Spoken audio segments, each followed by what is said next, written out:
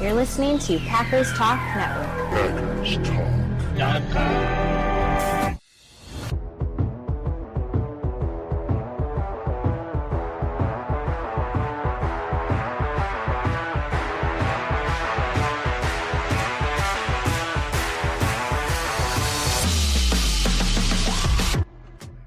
Welcome to the Packers Weekly Podcast, part of PackersTalkNetwork.com. I'm your host, Miles Teddick, joined by your co-host, Tim Hamilton. We are diehard Packers fans, just love talking about the Pack. We're not getting into all the national sports media nonsense that they talk about. We're sticking to the top topics around the Pack every week, breaking down games during the season and sorting through all the drama and the rumors and now the draft stuff of the off season. If y'all want to support the podcast, please spike that like button for us. Follow us on all those socials. Most importantly, head on over to the Packers Talk Network YouTube channel.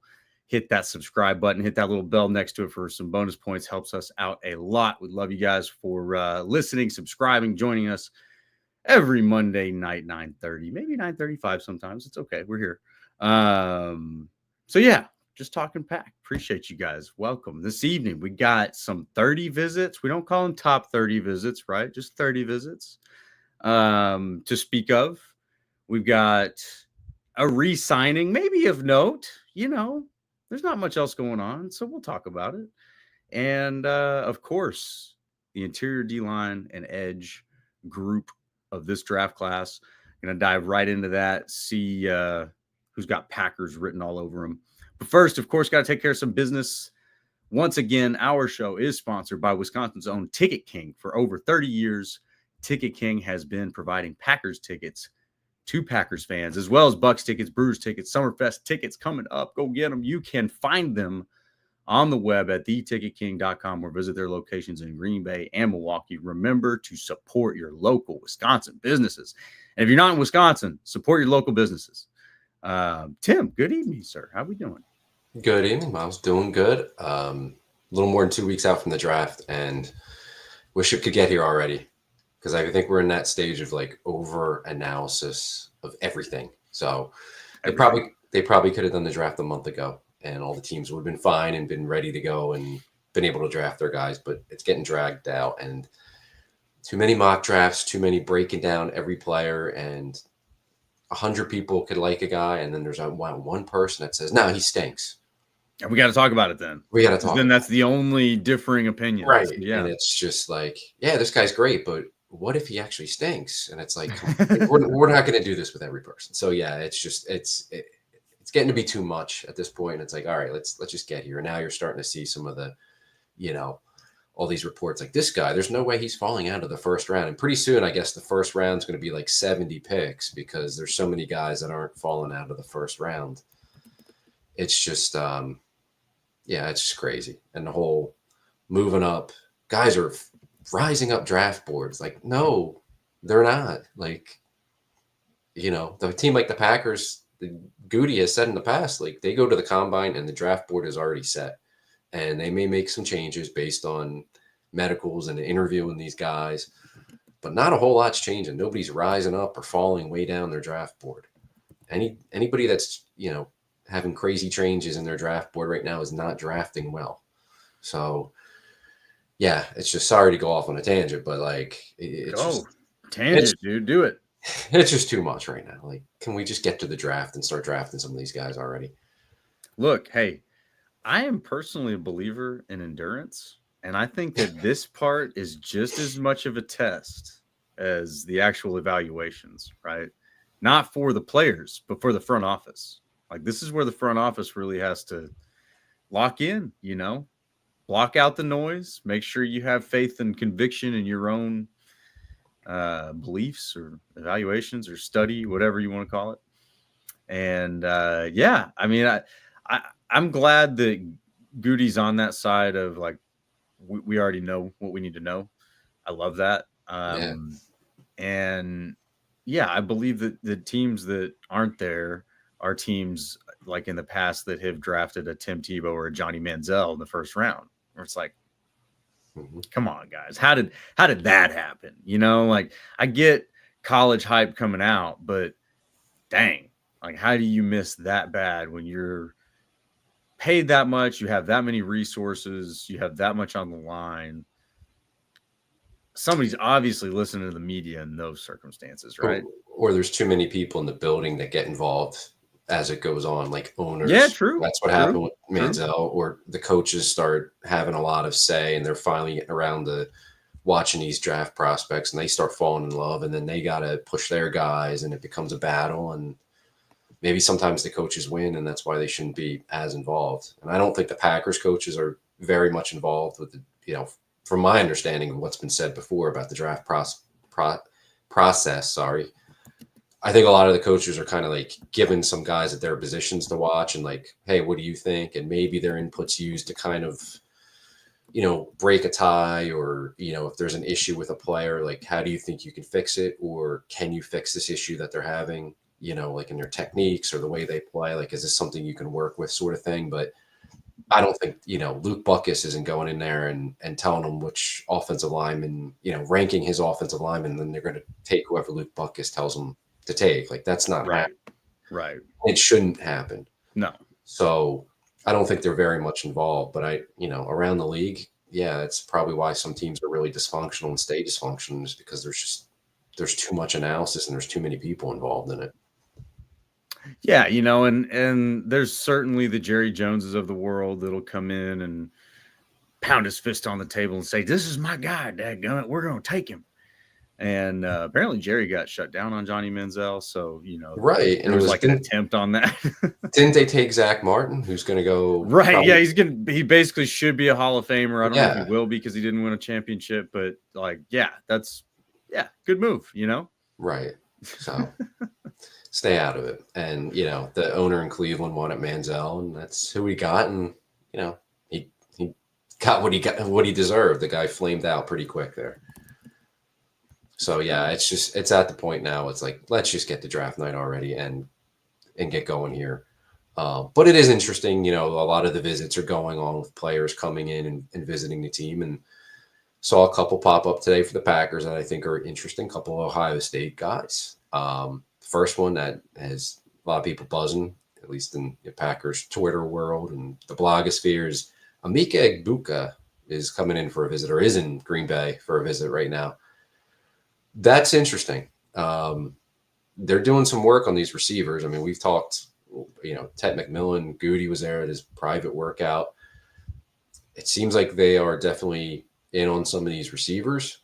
I still feel like they're taking one Friday night, either second or third round. I don't think they're going to get there in the first round, but you never know. I think it's at least a possibility. I think it's a decent possibility, but definitely a possibility.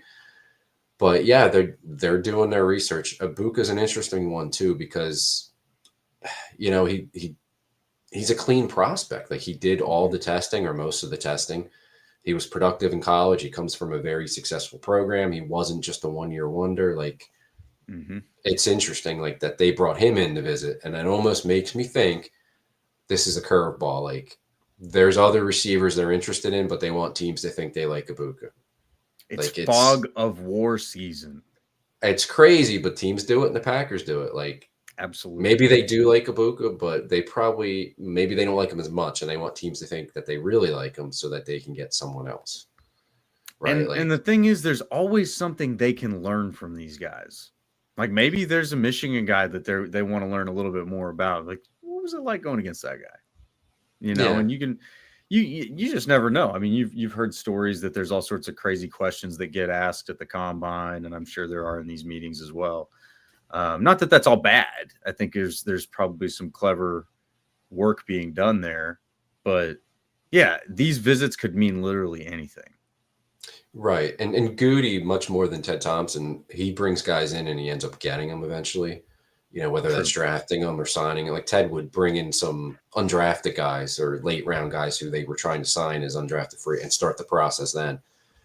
Not all the time, though. I mean, Goody will throw some curveballs where he'll bring in guys. I think it was last year. He brought in a ton of safeties. They ended up taking Oladapo, but I don't think they brought in Stewart. They didn't bring in Bullard.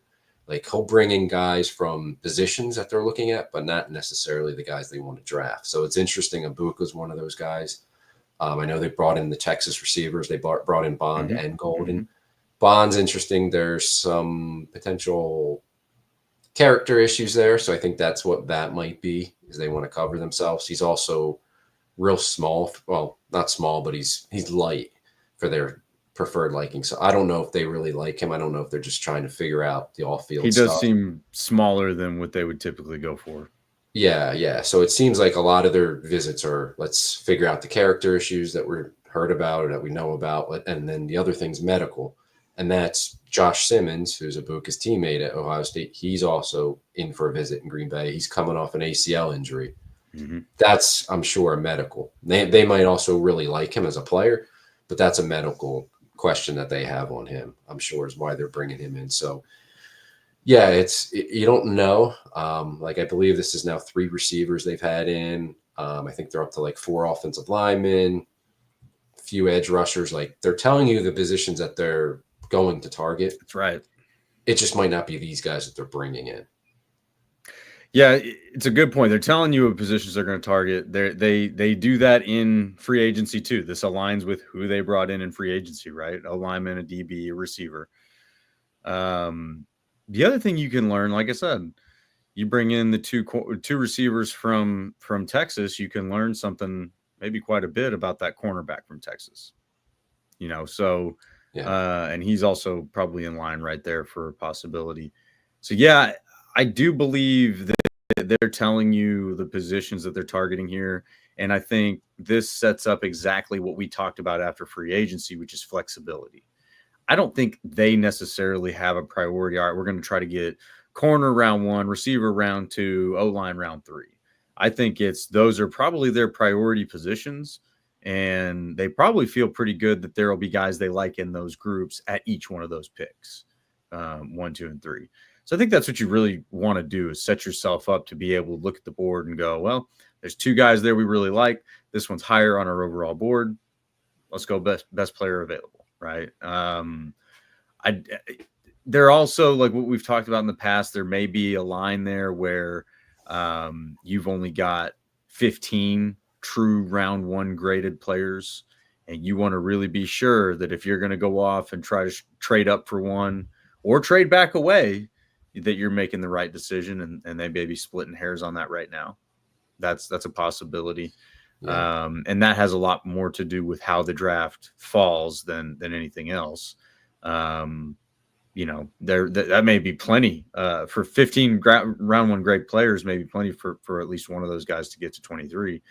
Because a lot of teams probably don't have a guy like Shedeur as a round 1 graded player, but he likely will go round 1. So, for example, so I think it's really interesting, and I hear people out there that are really excited about Ibuka. I think that his probably most attractive trait to me is that run blocking. There are definitely a few clips floating around out there on Twitter about that.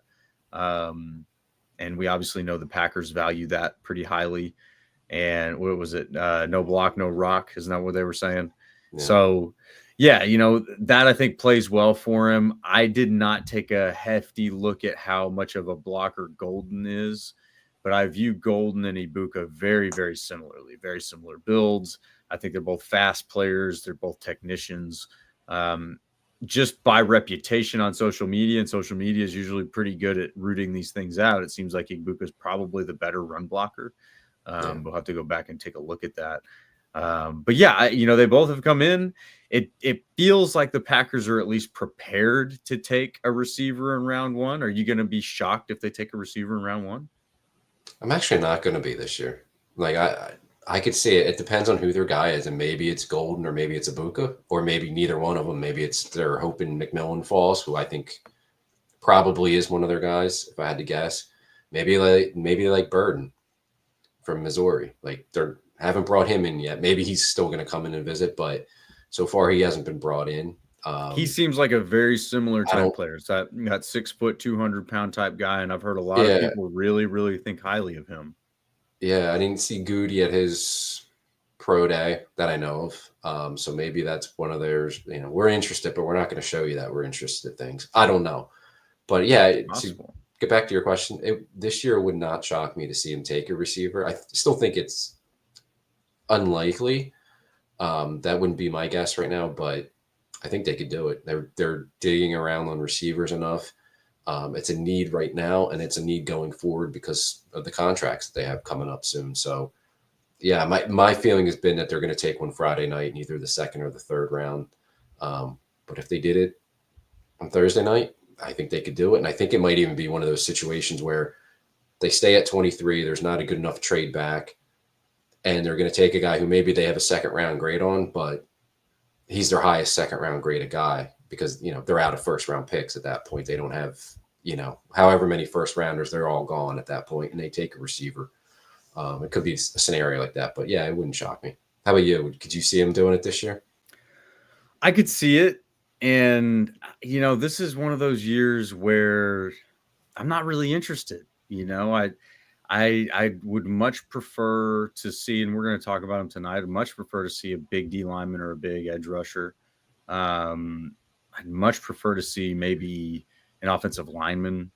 Am I going to be upset? No, I think if they take a receiver in the first round, then I wholeheartedly believe that that's the best decision.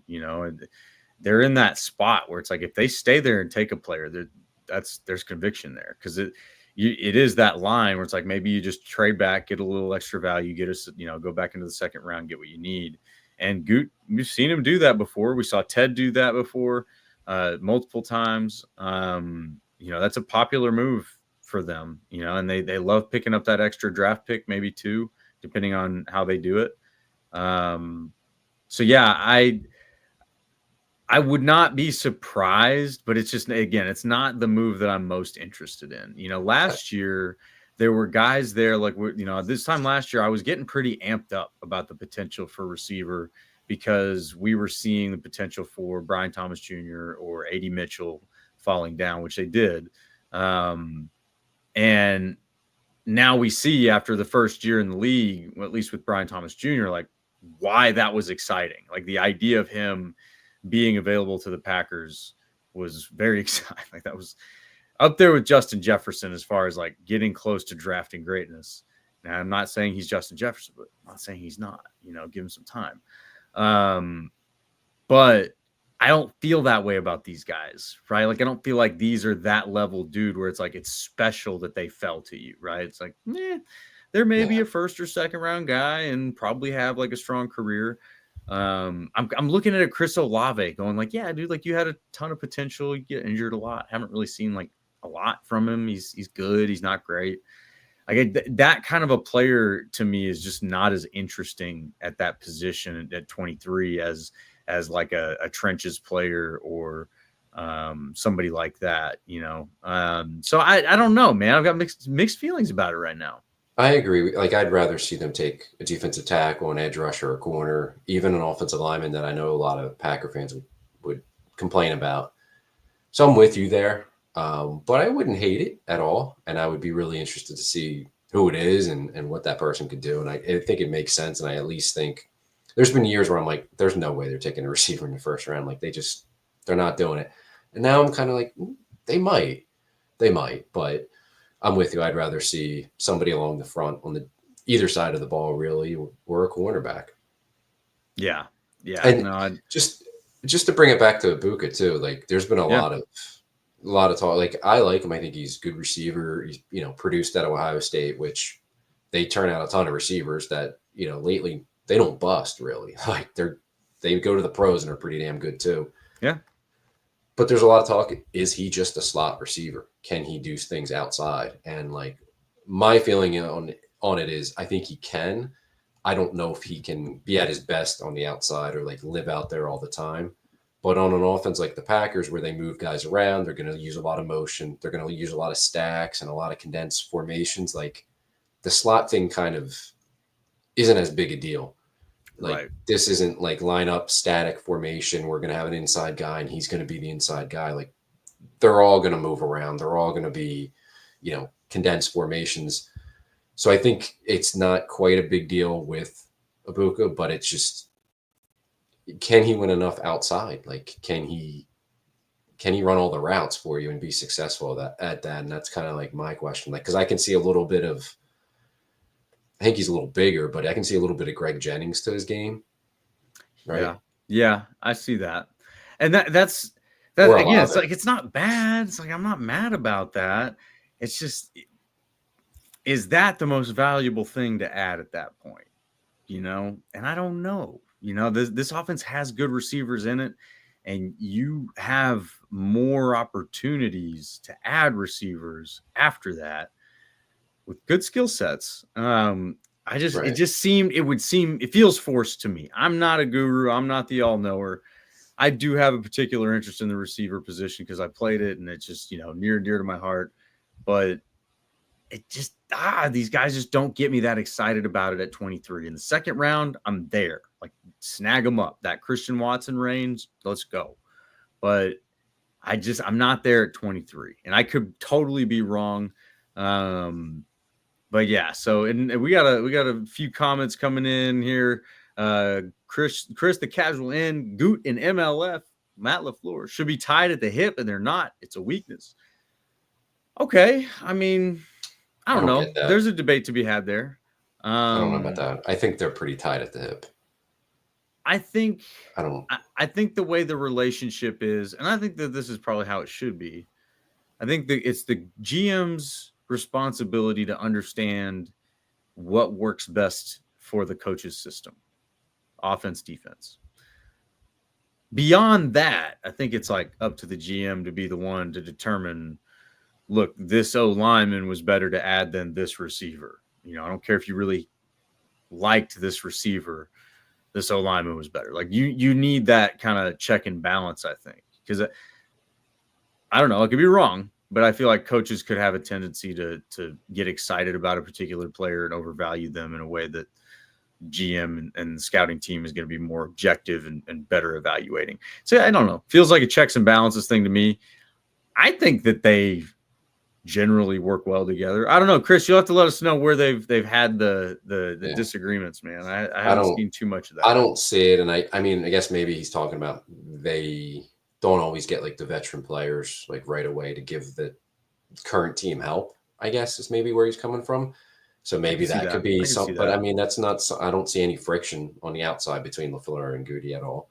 And I think you could go to pretty much all the head coaches in the NFL and they would all say, yeah, get me guys that can help me today. I'm not worried about a developmental player who's going to take 2 or 3 years, but that's the way it works. Like, if you're putting every resource into every single season, it's going to catch up to you. And if you don't, we've seen that, it's going to fall apart. Right. Yeah. So it's 2 different jobs. Yes, they absolutely have to work together and be on the same page. And I think they are. So I don't know where that was coming from, but. Okay. And then our buddy R Showers, glad to have you, R. Doubt there's a legit one when we pick. There are only 2 available. I think that's maybe receivers, legit number 1. Yeah. Okay. Yeah, that makes sense. Again, I don't know. I just, I think the guys that are there just doesn't feel like the pick. But it all depends on how it falls. And then Chris says, Goot had a 2nd round grade on Hopper, FYI. Hey, and that's some fair criticism. I mean, he's definitely going to miss. And there's plenty of examples going back. Like my favorite one is taking Jay Stoneburner before 1 pick before Terry McLaurin. Like, oof, that hurt. No shade on Jace. Glad he's doing well in the USFL and all that. But that was a miss. And Goody's had misses. And I think any GM is going to have misses.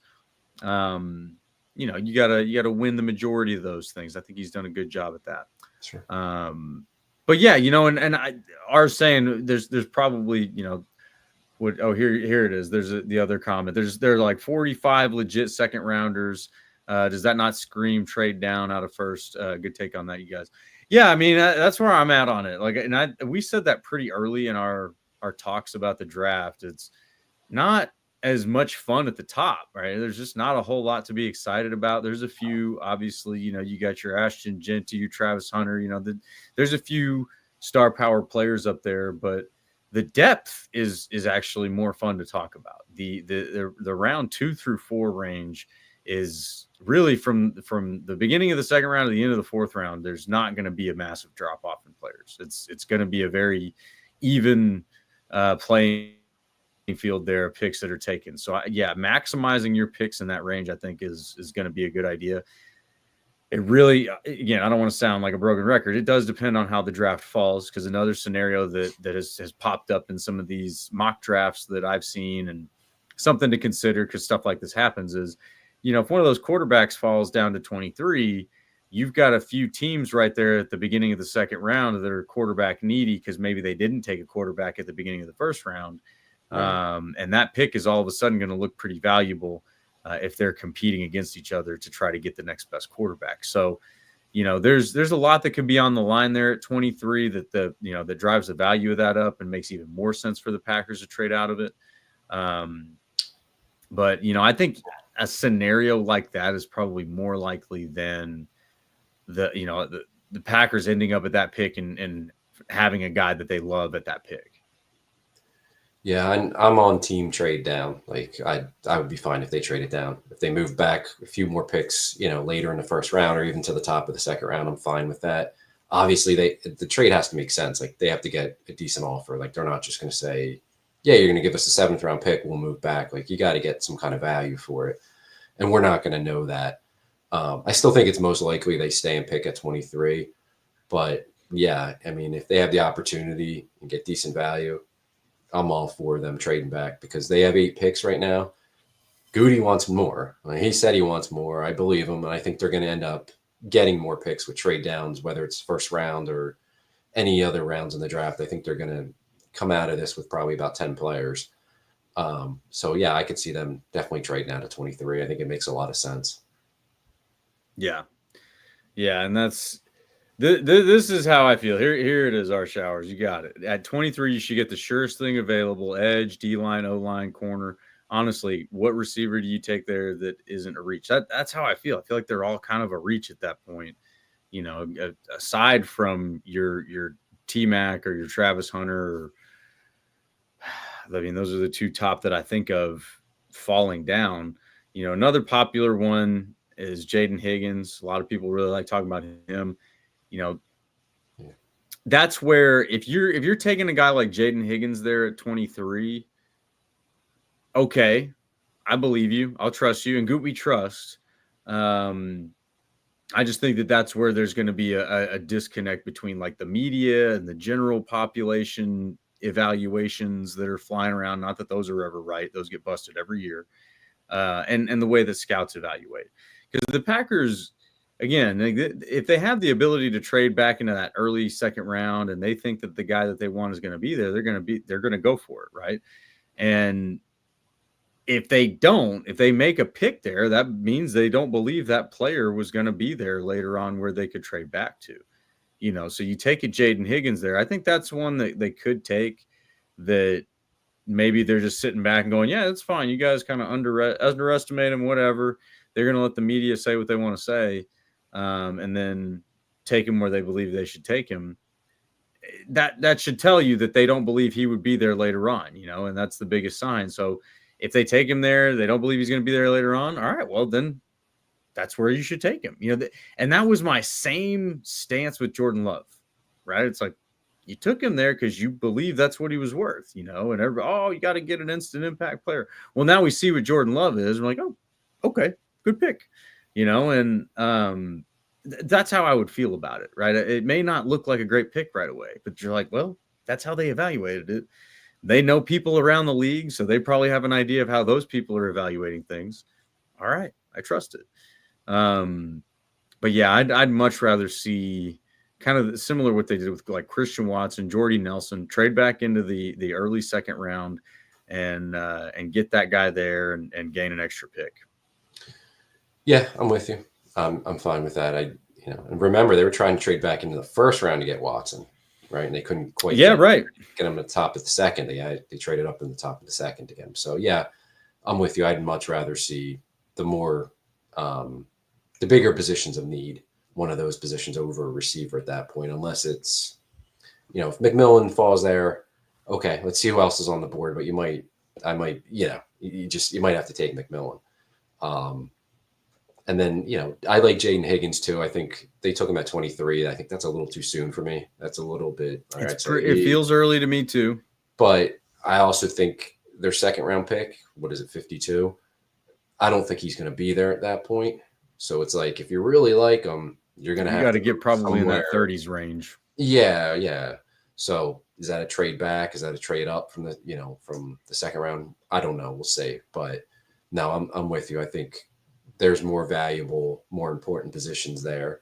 And I think that's what's going to end up happening. Somebody that they like at a, high priority position of theirs will be there, and that's what they're going to do instead of a receiver.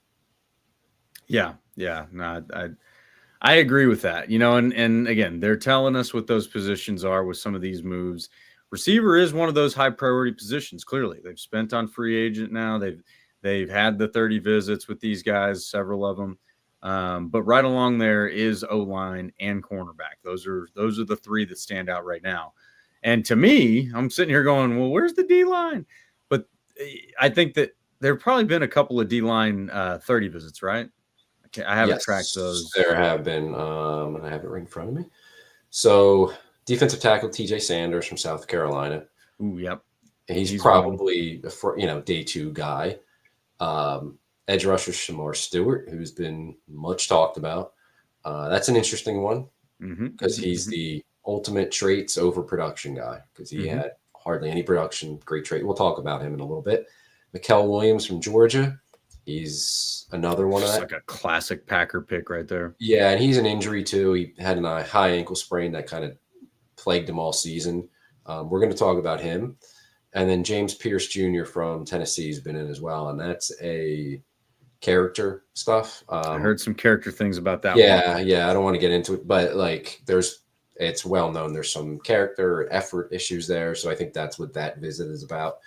He's also like 245 pounds, so I don't think he's going to meet their thresholds, but that's one of those they probably want to do their due diligence because even if they don't draft there, you want to know what he is. Yeah. Yeah. And it might be like down the road, like, hey, if this guy becomes available in a few years, let's find out what's in his past before we go out there and acquire him. So, those are the reported ones that they've had in so far in the defensive line.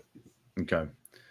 Yeah, and when it comes to free agent activity in that area, both of those areas, in fact, D-line, edge rusher, there's not enough room, in my opinion, to add both another veteran and another draft pick, or like maybe you get 2 draft picks, IDL or edge.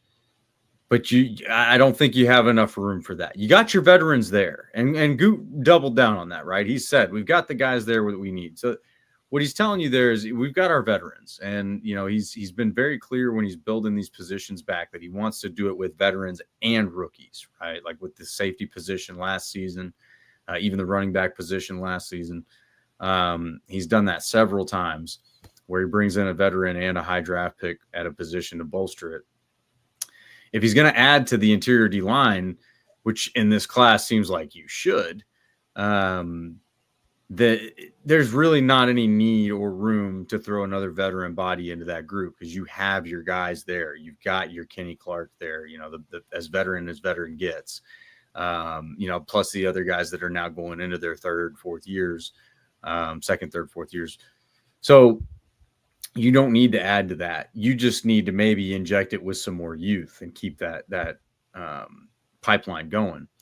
So, yeah, that's where I do believe that this is fog of war season. You may be having a bunch of receivers in, and you're going to take a D lineman, right? That's kind of what I'm hoping for. I do love this interior D line group. The edge group is not a bad group. Again, the depth is not bad. The top is just not as exciting as sometimes is. Abdul Carter's good. After that, it's kind of like, the rest of these guys are good. We'll see. Definitely plenty to talk about, though, for sure. There's a lot of speculation, a lot of potential. Definitely some guys worth really looking at. But let's start with the big dudes in the middle. This is kind of an exceptional class for the interior D line. Who are some of your favorites, man? Well, I mean, realistically, they're not getting Mason Graham, right? I think we can say he'll definitely be gone. I mean, I hate to be Mr. He's going to be gone before they pick guy, but that's one you can kind of cross off. And then after that, I think it's deep and it's loaded. I think there's a ton of pass rushers. I think there's guys that can help you against a run. And I think there's a few that can do both for you right off the bat, which is ultimately, you want somebody that can do everything. But I think the pass rushers are going to be there day 1, day 2, into day 3. I think there's guys that are going to be mostly just a run stuff, or maybe they can be pocket pushers like in a TJ Slayton mold. I think you can find that guy on day 3, and they're going to be good players for you, like a TJ Slayton would or was. So the guy that we've talked about a lot, and a lot of people in Packers Twitter, like Derek Harmon, like him a lot. He checks a lot of boxes for the Packers. He's got the size. He tested well athletically. He was productive. Question with him is all the pressures. He didn't have a ton of sacks, so can he finish? Like he's got to turn more of those pressures into sacks. And why wasn't he? He started at Michigan State, wasn't highly productive. Then he spends 1 year at Oregon and busts out and has a great season. So like, what happened there? Was it just better coaching, better environment? They made better use of him. I don't know, but checks a ton of boxes because you can play him in different spots. He's not just a nose tackle or not just a 3 technique, though he can play both of those positions. I like him a lot. I think he's a realistic possibility at 23. And then after that, like, there's just a lot of guys that are either freak athletes, have great size, just a lot of things that, like, Walter Nolan's another one I could see them being interested in from Ole Miss. Again, he was a guy that was kind of weird. He was like the top recruit in the country at Texas A&M.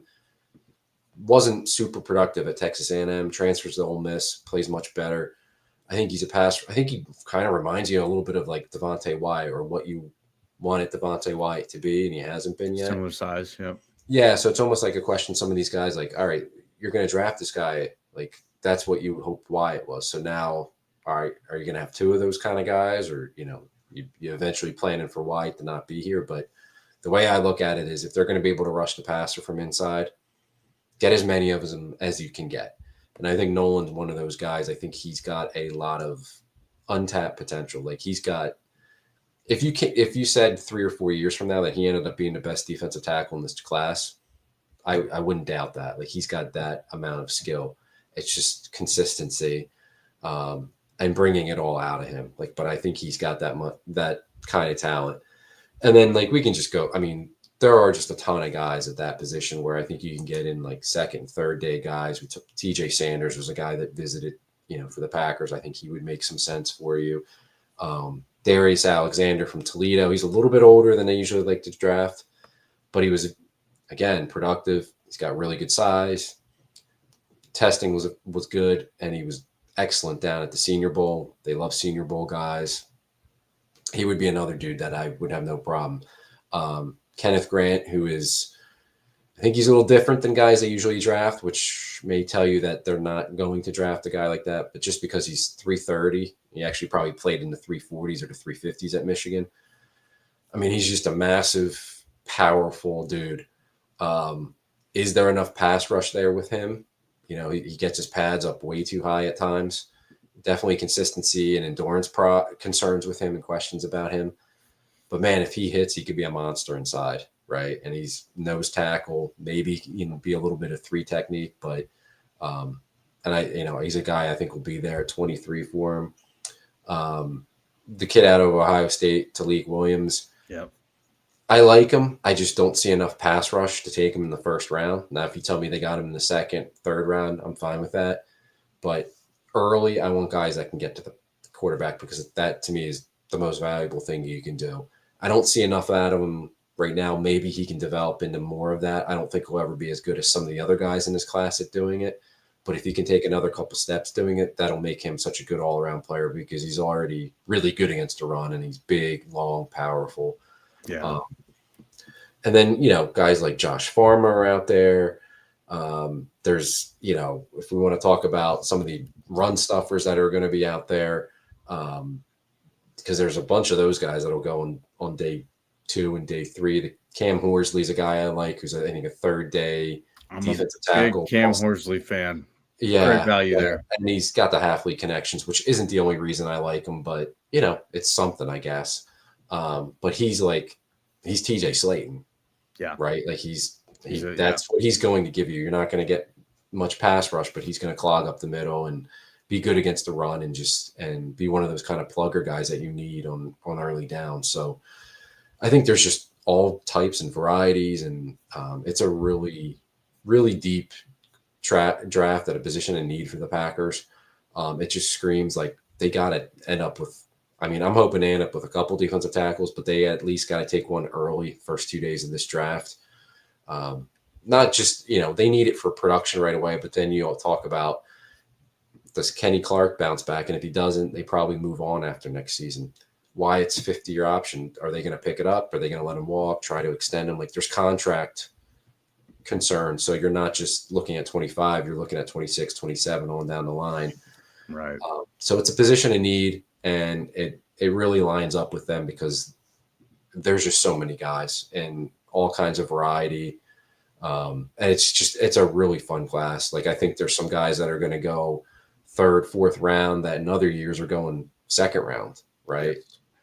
And I think you're going to get value on the third day. You're still going to get guys who are going to play for you throughout their rookie contracts and maybe get second contracts. And, a guy like Horsley or some of the other run stuffers that are out there, they might just be run stuffers, but to get those guys in the fourth or the fifth round, it's TJ Slayton all over again. And that's a valuable player for your depth and for your rotation. So just, it's an incredibly deep and really nice class that just lines up with a need for the Packers.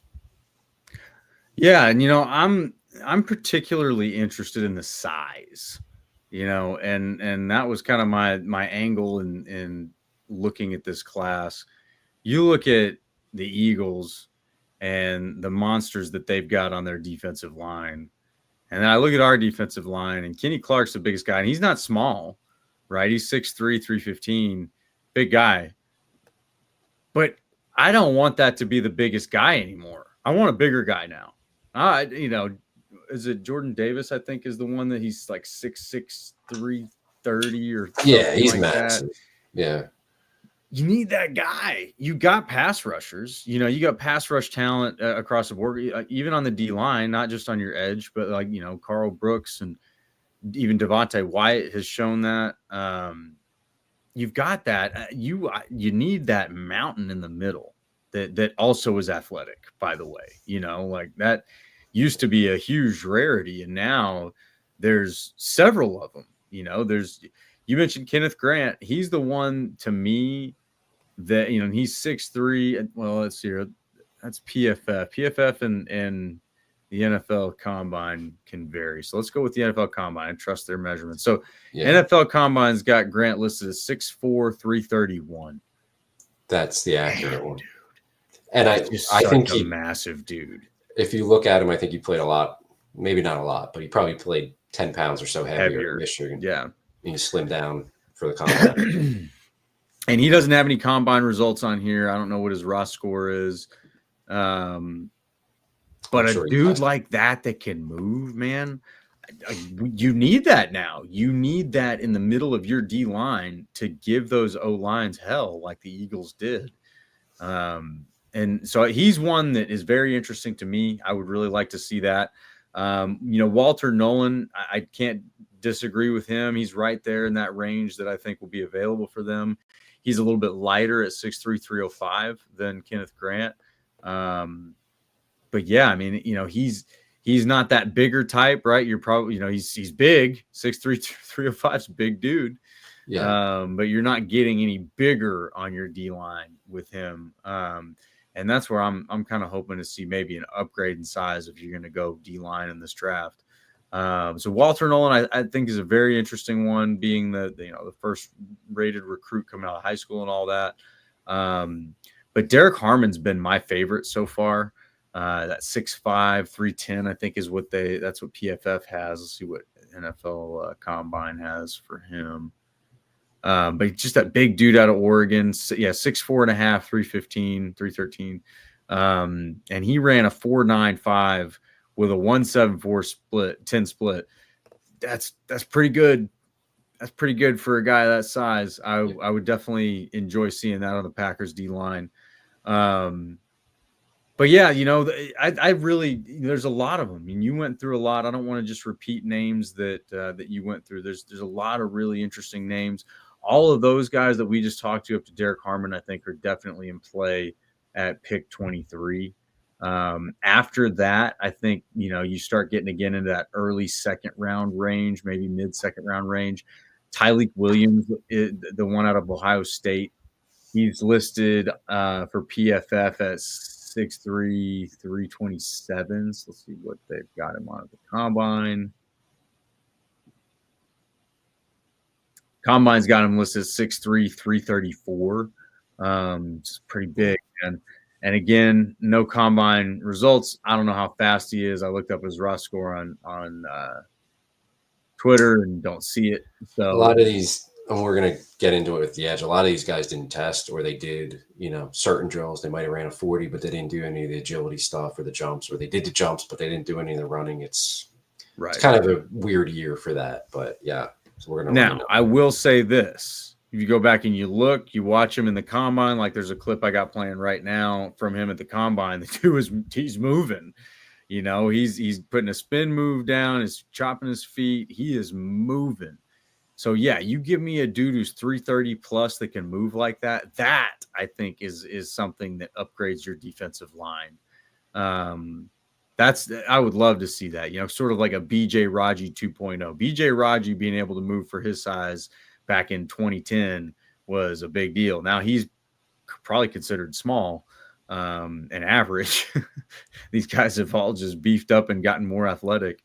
But yeah, that's what I'd be looking for, is one of those just big dudes. And the fun part is there's a lot of these guys available throughout the draft. You mentioned CJ West, I believe. He's a mid-round kind of guy. But even going further, Alfred Collins, he's another one. He's the one out of Texas. He's listed at 6'5", 320 on PFF. Let's see what the combine's got him at. Yeah, he's 6'5", 330 for the combine. And he's another one that, like, I think he's got it 6'6", 332 at the combine. 332. He's a big dude. Like that's what I'm talking about. Give me that 6'6", 330 dude. I don't know. He didn't run. He jumped 26 inches though. 330 at 26 inches of vertical jump. I'll take that. That's pretty good.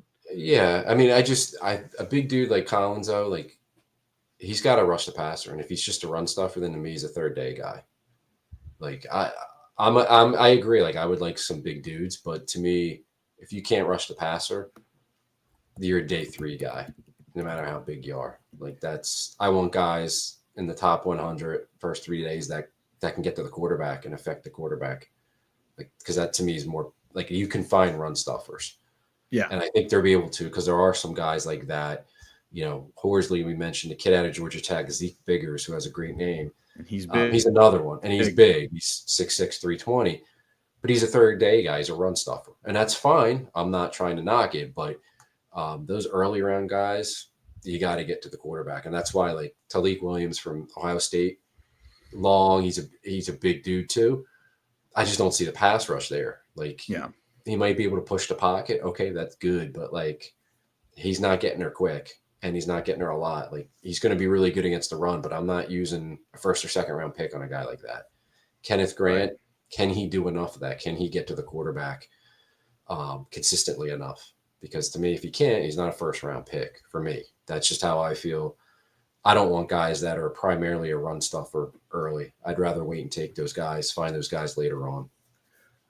Well, and I think that's where we're at in the conversation at this point, right? But even Brugler on his board has him at 75, so that puts him into the third round. That's Alfred Collins. So yeah, and then the next one that comes to mind for me is, as long as we're talking about size, and they're probably in similar round range, maybe the 4th, 5th round. Jordan Phillips, he's listed at 6'3", 320. He had a really good Shrine Bowl week. Big dude. He's one that I think would be a very good value pick later on. And Deion Walker out of Kentucky, he's freaking like massive, listed at 6'6", 345. Yeah.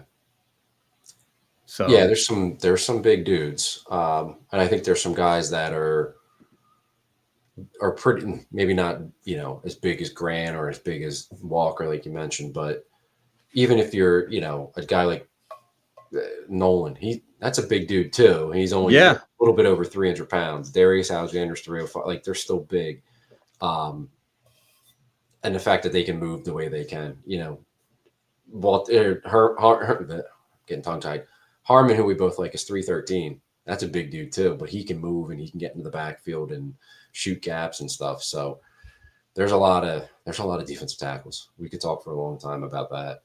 I really think that this group alone is going to make the draft worth watching all the way through the 7th round. That you mentioned Zeke Biggers. He's at 208 on Brugler's big board. That's deep in the draft, and that's a dude worth looking at. He's a big dude. He had a decent career at Georgia Tech. Let's see here. No sacks last year. I guess that's where it's coming from. He's probably more of an athletic dude, but worth looking at. And it's just there's some big body dudes, measurable dudes that are available all the way through this draft. It's going to be very, very interesting to see.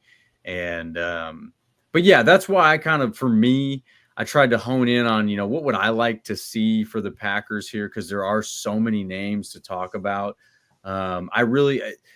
When you look at the D line that you've got there, you mentioned Devontae White, Kenny Clark, and, Carl Brooks, all these guys, they're all generally kind of big guys, right? Like, they're about like 6'3", 300, somewhere in there.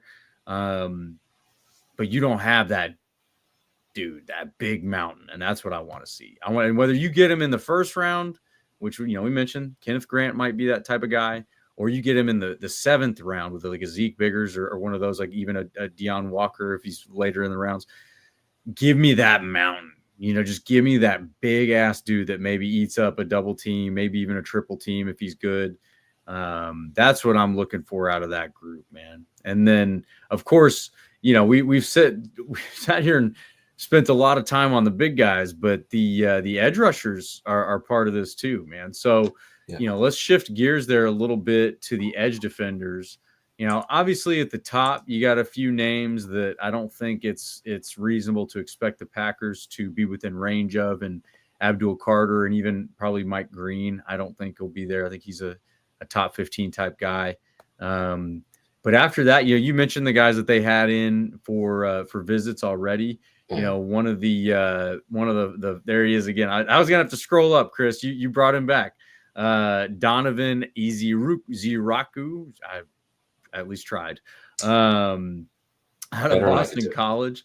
He's one that, he starts to get in that range. Brugler's got him ranked 15 overall. So he might be, there's a chance he's gone by the time he gets to the Packers. But that's where I think the list starts for them to maybe pay attention to as far as edge rushers are concerned in the first round. And then it probably, for me, stops at Shamar Stewart for the first round. You got your Donovan Eziraku. You mentioned James Pierce Jr. I really don't think that he is on the board for them. The character concerns and the smaller size. And then Michael Williams out of Georgia. I mean, come on. He's a guy out of Georgia. He's got size. I don't know what his RAS score is. Let's see if we can find that real quick. Yeah, I don't think he did much testing because he's coming off an injury. Oh, so he hasn't done anything? Yeah, I think he might have done some stuff, but I don't think he did the complete. Let's see if there's anything. If he did it, I'm trying to remember if he even did anything, but I know he didn't do like a complete testing, but you bring him up, and I mean, he's 20 years old right now. They like drafting younger developing players, 6'5", 260, over 34-inch arms. Like, that is a Packer dude. Like, that size, length, and youth. The fact he played at Georgia doesn't hurt either. Like, that's a dude. If he's there at 23, they're absolutely taking him. I would be shocked if they didn't, if he somehow was there at 23. The concern with him is, like, he was probably better in 23 than he was in 24, but 24, he got hurt the first game of the year, had a high ankle sprain, was kind of in and out with that, like, all year. So I don't know, beyond it being a high ankle sprain, like, was it more serious than that? Were there other issues? Whatever. But go watch the games against Texas last year. He was awesome. And they have some NFL players on an offense at Texas, and he was great in those games. He's got a ton of potential. And yeah, he's got to develop a lot, but you can probably slide him around a little bit on the line as well. I like him a lot, but there is a lot of projection there. And I know a lot of Packer fans don't like that because, we've seen it with Rashawn Gary. We've seen it with Van Ness. But yeah, I think if he's there at 23, he makes a lot of sense for them. I like Williams a lot. And yeah, I mean, you talked about Pierce. I don't think they would be interested in Pierce, just the off field, and he's 240 some pounds. Mike Green's another one. I think he's about 250. But he weighed in right at 250. Yeah, and he's got some off field stuff that he was kicked out of a different school. Don't want to get into it, but go look that up if you're interested in Mike Green. I can't imagine they're interested. The Packers would be interested in him. Yeah. But I definitely think Williams would be a guy they like, and I think they'd probably like Shamar Stewart. But the question with Shamar Stewart, why did he only have 4.5 sacks in his college career? Like, he was getting in the backfield a lot. Yeah. It could be a Texas A&M thing. He was playing at like in the 280s. And he slimmed down now to like 267, which is probably where he should be. And some of their guys have been bulked up and less productive. So I guess that's something they like in their system. They have another edge rusher who's going to go probably on Friday night, Nick Skirton, however you pronounce it. Mm-hmm. He was really good at Purdue, highly productive and all that. Transferred for 1 year to Texas A&M. His numbers weren't as good. He got much bigger there. They bulked him up. So is that part of why these guys aren't producing? Like Walter Nolan, again, he got away from Texas A&M, was better at Ole Miss. Like there's something there with that system. But Stewart would be, that's a tough one for you to look at and be like, yeah, this guy had 4.5 sacks in his career, 1.5 last season. Like, you're taking him in the first round. And I get people questioning that because you can see some of this, like he'll get in the backfield and it's like, he don't know where the ball is. Like, does he know what's going on? But he's getting in the backfield a lot. And with his size and his athletic ability, it's a gamble, but somebody's going to do it in the first round. I think somebody's going to do it before the Packers pick, but it would be interesting if he's there at 23, what they do. Yeah, I really think it is going to be interesting to see if you've got both Mykel Williams and Shamar Stewart right there. That's going to be a tough decision for the Packers. Those are two very good options there. And they both have, you got your pros and cons that we could sit there and weigh. I will chime in with this as I'm perusing for some athletic information about Mykel Williams. The common comments, as I say it slowly there, about his pro day 40 are high 4.6s, low 4.7s. At 2.6. So that's Mykel Williams at his pro day. So, if he's running high 4.6s at 6'5", 265, 270, boy, I'll take it. He's one of those dudes that has everything. And now it's, can he figure it out? Can he develop? And if he does, watch out because he'll be a stud. So yeah, I think he's a guy they would absolutely take. I think they would probably take Stewart. But yeah, and then just, to throw some names out. No, go ahead. No, I was going to say, let's give Stewart his due here. We've been talking about him and throwing his name around here, just to give a little bit of perspective here on his measurables. Because he's got, when we talk about the Roth scores, right? Or relative athletic score, he's got the highest, right? He's got a perfect 10. He's either a 10 or like a 9.99, whatever it is. One of the two. It's insane. Yeah. So he is considered one of the most, if not the most athletic edge rusher since 1987, I think is what those stats go back to. So let's see here. Shamar Stewart here. 6'5", 267. Let me just make sure I'm quoting this. Yeah, he's got a perfect 10. He is number one. So let's go through these measurables that make him number one, right? So starting with, he's 6'5", 267. He's big. He's got a 40-inch vertical. a 10 foot 11-inch broad jump, just shy of 11 foot, which not long ago 11 foot was like record breaking for a DB. His 40 was 4.59, and his 10-yard split was 1.58, which, you know, again, for perspective, a good receiver is going to run like a 1.54 10-yard split. And plenty of them run 4.540s. So damn, like that's a 270 pound dude that can run like a receiver and a DB. Like that's crazy, man. Yeah, that's a special athlete. I mean, he's definitely a special athlete. Yeah. But why doesn't the production match? You know, like that's the question. And can you? So, you know, and you can look at that a little bit. You know, one of the things that I've been trying to pay attention to as a good consistent measure is hurries. I like hurries. He's got 33 hurries last season. That's a lot. He gets, you know, compared to, let's say, like Michael Williams, I believe he had 15. But he got more than double the amount of hurries that Michael Williams does, and we're sitting here talking about him in the same draft position. But it's Stewart played a lot more. Williams missed time with injury, and when he played, he was hurt a lot of it too. So, sure. But I'll just tell you, watch Williams against Texas. Stewart never had a game like that in his career. So he was getting a quarterback on the ground. I think Stewart gets in the backfield and makes some plays. But why isn't he bringing the quarterback down? And it seems like he doesn't find the ball. It seems like he doesn't, know what's going on half the time. But the athletic profile is, like you talked about, it is incredible. It is rare and all-time best, Yeah. So it's can you figure it out? And that's going to be a lot of coaching, and it's on the player, obviously, too. But the environment he's in, if he matches what he can do athletically, he'll be one of the best pass rushers in football. But there's a long way to go for that because we just haven't seen it on the field enough. Yeah, and there was a great article. Who was it? Bill? Was it Bill?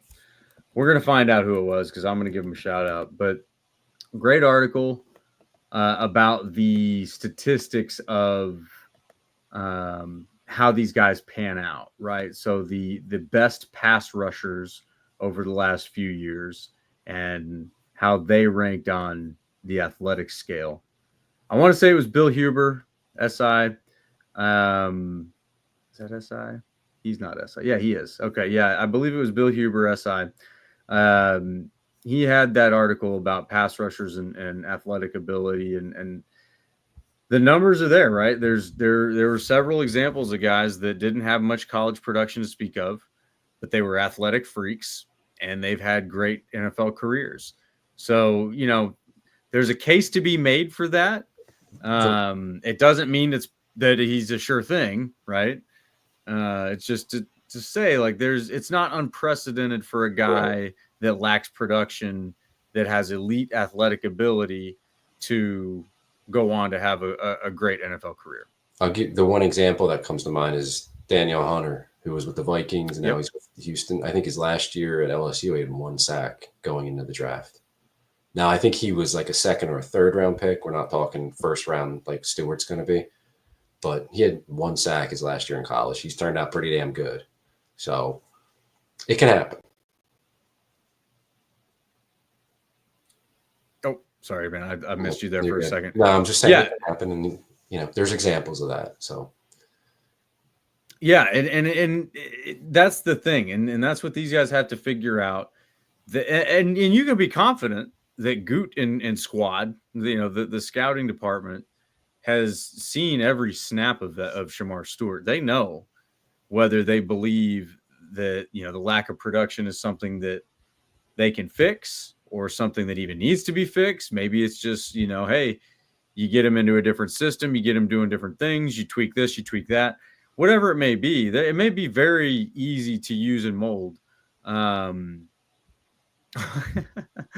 Showers has a great comment here. Nobody on the Bucks has a 40-inch vert, to put that into perspective. The Milwaukee Bucks. I don't know if that's true. There's got to be at least one. But a 40-inch vertical is exceptional for any position at all. Like that is high-end explosive athleticism, and to do that at almost 270 pounds is, whew, I don't want to get hit by that guy. I'll tell you that much. But yeah, so that's where the conversation probably stops for that first pick for 23. And then you can again start looking in the second round, and there's a lot of names that you got to start talking about. And we're already pretty late into this podcast. Yeah. We're not going to go through all those names, but there's a lot of them. And Landon Jackson is one that's kind of fun. Yeah. He's a big dude. I think he's 6'6", 6'7", almost 300 pounds. He's a good one. And him and JT, I'm going to kill the last name, JT Tuimoloau. Yeah. From Ohio State.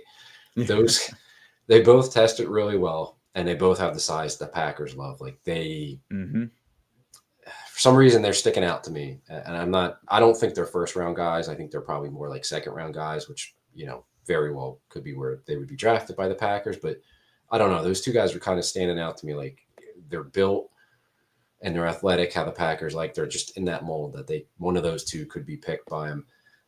It was surprising, JT, like, because I saw him play at Ohio State a decent amount, like good player, but he had a RAS of over 9. Didn't seem like he was that athletic. He's more of a power rusher, like he's not the fly around the corner, get in the backfield real quick with the first step kind of pass rusher, but he tested very athletically. But I think him and Landon Jackson could be definitely high on the Packers board, second day guys for them. Absolutely. No, I totally agree with that. And he's one that got my attention pretty early on in the process, just doing the mock drafts, because he was consistently available in that range. Like, all right, well, who's this guy? He's got 15 sacks last season. He had a really good productive season last season. So yeah, that's one that definitely has my attention. Jack Sawyer too. He's right there on Brugler's big board. They're kind of neck and neck. But there's a lot of guys. Again, we could sit here and just go down the list of second, third, fourth round guys that are good value at pass rusher. One that I've talked about a few times that, Brugler's got him at 87 overall. So he's probably in that like maybe third to fourth round range. But Elijah Roberts from SMU, 6'4", 295. That's a big dude. He was at the Shrine Bowl. He's really good down there. A mean, violent player, and that's what you want from your edge rushers for sure. But yeah, he's one that I would be very interested in. I think that you could have a lot of value in that pick. I'm trying to find his measurables. I think his athleticism. Yeah, his athleticism is not bad. He's 836. 836 was his RAS, 6'4", 285. So he's a big boy. Yeah, an edge rusher. Yeah, he's a big boy for an edge rusher, man. So, and he's mean. He's one of those dudes that he's going to make it tough on the O-line. You need those types of guys. Just a bad attitude type guy. Ran a 4.78. It shows at the combine. To put it in perspective, the vertical, he's got the 31.5-inch vertical where, again, Shamar Stewart's at 40. Incredible. Jeez, man. Incredible. So anyway, yeah, there's some good value to be had, I think, in the pass rusher position. It's just not as, there's not as much at the top as we usually have to talk about. But all the way through, I think day 3, there's some good value at pass rusher. And I would, again, we've seen Goot do well in the 7th round, so you really can't stop watching. I don't know. Do you have a late round guy that you have your eye on? Maybe. I don't think he's late round. I think he's probably 3rd roundish. Braden Swinson at LSU. I think he's a good player. He's like a developing kind of guy. Transferred in. I think he went from Oregon to LSU, but he's kind of gotten better. And you can see, like, when he rushes, he has a plan. He's using his hands. He has different moves. He's not just a one-trick pony. but I like him. I think he can develop into, maybe he's not a every game starter, but I think he might be like a number 3 rusher for you, something like that, or a decent number 2 kind of rusher, but definitely in a rotation. I kind of like him, and I just think we talk about defensive tackle, talking about edge. I think defensive tackle is deeper, and I think there's probably better guys at the top, or maybe it's deeper at the top is a better way of saying it. Whereas edge, I think there's a top guy, Abdul Carter. I think he's the best player in the draft. But then there's not as many first round guys. There's first round guys, but there's questions about a lot of them. Stewart, we talked about. Mikael Williams, we talked about. Green. And there's probably not as good a depth at edge as there is at defensive tackle, but there's some good edge rushers. Like, I think you're going to find good guys on day 2, early part of day 3. There's some guys that will help you in the rotation, give you depth there. But definitely better class of defensive tackles, but not I think it's a fine class of edge rushers, not exceptional or anything, but there's guys that are going to help. There's guys that fit the Packers profile for what they like. So yeah, I'm hoping they come out with, at least 1 edge rusher and maybe 2 defensive tackles, but we'll see. I'm concerned that they think they have the guys in-house, and they're not going to add to it too much at this draft. But I think it's a draft where the players are there for them to add. Yeah. No, I expect them to add. You got to add at least 1 body at edge rusher and interior D line. I think that you have to. It's just too deep of a draft to not come away with that kind of value. And to honestly, to have a pick come up where that's not your best overall player ranked. Little love for Tim in the comments here. Our showers. Tim's D-line depth of knowledge is pretty effing good. Thanks. Nailing it tonight. And then we'll see. Our buddy Matthew Tan. Happy birthday, Matthew. Glad you had a good birthday, dude. He said Tim should be at the draft with inside analysis on the Packers draft. Hey, man. Maybe it will be one day. Maybe. Listen, we gotta get you to the draft, Tim. Get me there.